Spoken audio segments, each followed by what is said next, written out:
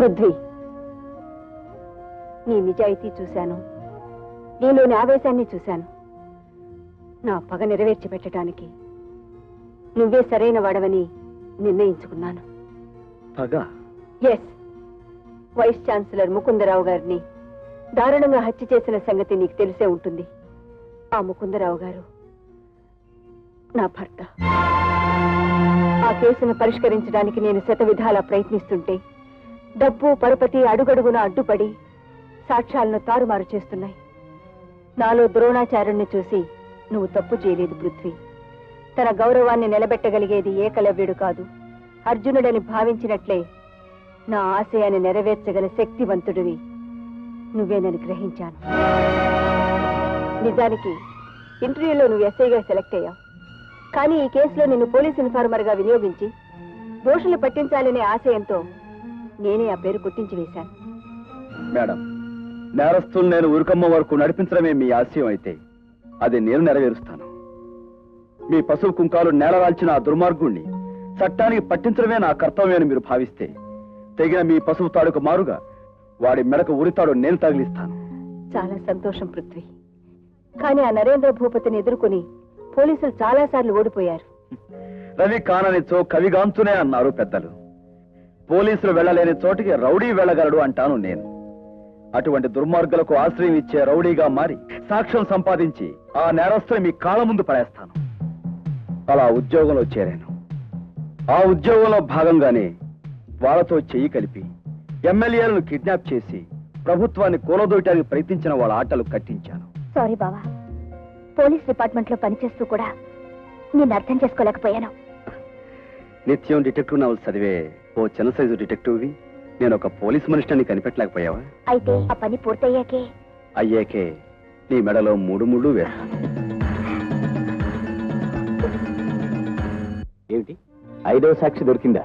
Yes sir, ఆత్మాభిమానాన్ని అమ్ముకొని సాక్షి దొరికింది. Very good. సాక్షిని పూర్తి బందోబస్తు కోర్టుకు తీసుకెళ్ళండి. ఇంతకీ ఇప్పుడు ఆ సాక్షి ఎక్కడుంది? నా పర్మిషన్ తోనే ఆ అమ్మాయి ఓ పెళ్లికి అటెండ్ అయింది. రాగానే నా కస్టడీలోనే ఉంచుకుంటాను.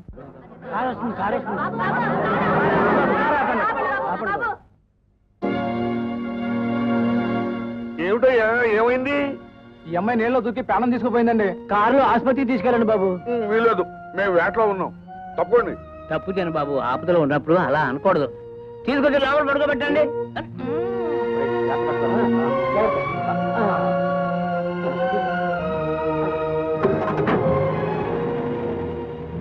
ఏంటయ్యా ఇది? కాళ్ళు తీసి నెత్తికి రాసుకున్నట్టు ఆత్మహత్య చేసుకోబోయే దాన్ని తీసుకొచ్చి కారులో ఎక్కించావు. నేను ఎందుకు ఈ పని చేశాను ఒక్కసారి వెనక్కి తిరిగి ఆ ఫిగర్ని చూడండి.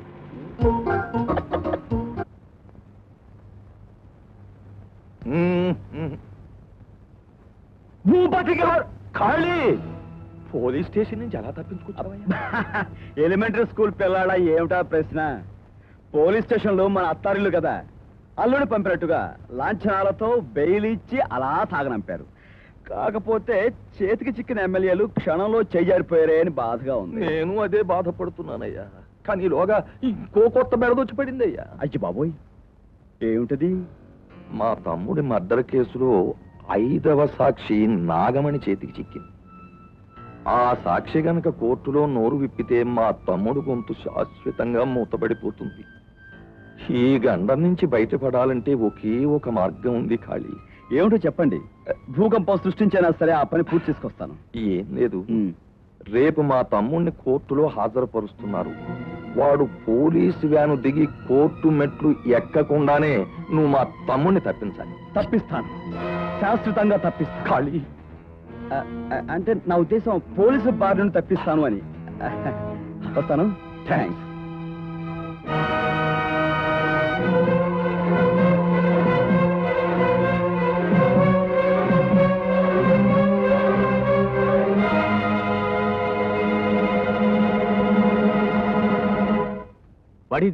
ఒక క్రిమినల్ కోర్టులో హాజరుపరచడానికి ఎంతమంది పోలీసులా? సార్, అతన్ని కోర్టు దగ్గర కిడ్నాప్ చేయబోతున్నారని ఇన్ఫర్మేషన్ వచ్చింది. అందుచేత కొంత పోలీస్ ఫోర్స్ ఏఎస్పీ గారి ఆధ్వర్యంలో కోర్టు దగ్గర, మరికొందరు బాంబే రూట్ లో 7వ కిలోమీటర్ దగ్గర నాతోనూ ఉంటారు. ఐసి. ఇంతకీ ఇన్ఫర్మేషన్ ఇచ్చింది ఎవరు? స్టేట్ రౌడీగా మన డిపార్ట్మెంట్ ఎస్టాబ్లిష్ చేసిన కాళీచరణ్ ఉరఫ్ పృథ్వీరాజ్. చాలా జాగ్రత్తగా డీల్ చేసి ప్రాణ నష్టం జరగకుండా చూడండి. అలాగే sir. Okay. Best of luck. Hello, నేను డిఐజీని మాట్లాడుతున్నాను. మీరు స్టేట్ రౌడీ అనుకుంటున్న ఆ కాళీచరణ్ పోలీస్ ఇన్ఫార్మర్. అతని అసలు పేరు పృథ్వీరాజ్. ఏమిటి? Kalicharan police informer? అవును. మీరు చేసే కిడ్నాపింగ్ డ్రామా ముగింపు వరకు ఎస్పీ నాగమణితో చెప్పేశాడు. ఆమె బొంబాయి రోడ్డు 7వ కిలోమీటర్ దగ్గర ఉంటుంది. తిమింగలాన్ని మింగగల ఈ భూపతి దగ్గర పిల్ల చేపల ఆటలు సాగవు. నేను ఆడి చూపిస్తాను డ్రామా. పట్టుకోండి, పట్టుకోండి, పట్టుకోండి, పట్టుకోండి, పట్టుకోండి. ఆగలాగా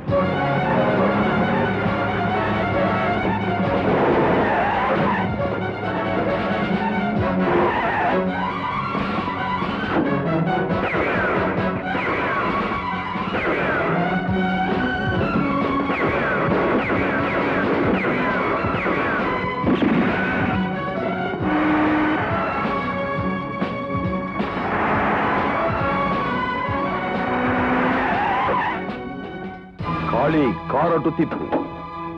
ఆ పక్క చెక్ పోస్ట్ ఉంది. ఆ పక్క చెక్ పోస్ట్ ఉంటే ఈ పక్క పోలీసులు ఉన్నారు. పోలీసులా?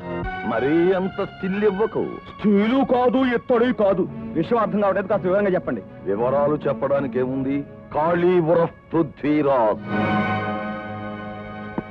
నువ్వు ద్విపాత్రాభినయం చేస్తే నేను శతావతారం చేయగలను.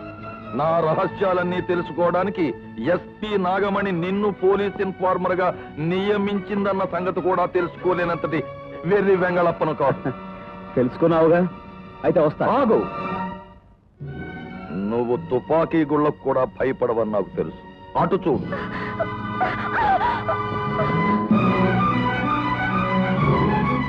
భారతంలో భీష్ముడిని చంపడానికి అర్జునుడు శిఖండిని అడ్డు పెట్టుకున్నాడు. నేను ఈ శిఖండిని అడ్డు పెట్టుకుని నిన్ను మట్టు పెడుతున్నా.